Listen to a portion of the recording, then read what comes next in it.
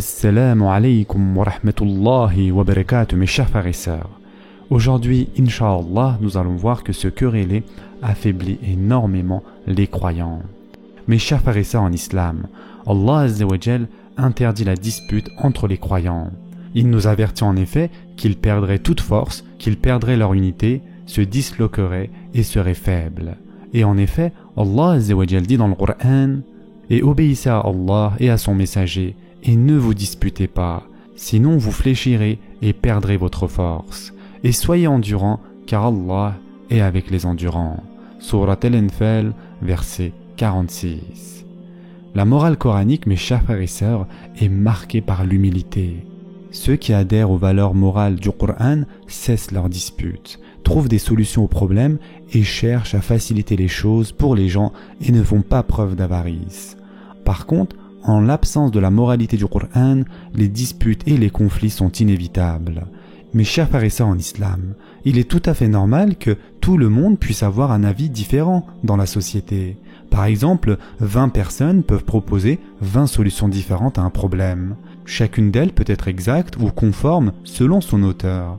Si tout le monde insiste pour faire admettre sa proposition, il est évident qu'il y aura du désordre et des conflits.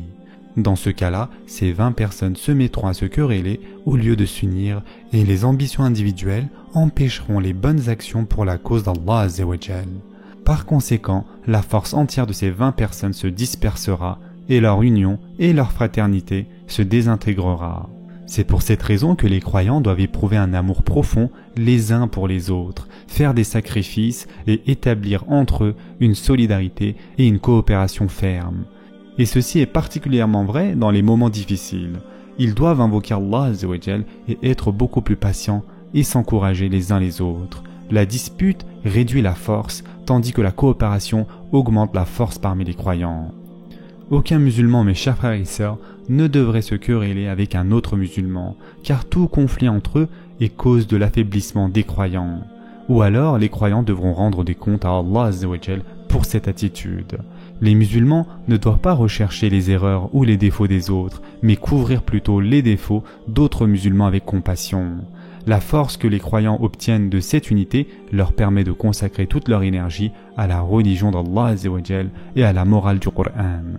Il faut se rappeler cependant que chacun agit essentiellement pour obtenir la vie éternelle dans l'au-delà et pour se préserver du châtiment d'Allah Azza wa Jal en gagnant la satisfaction d'Allah subhanahu wa ta'ala.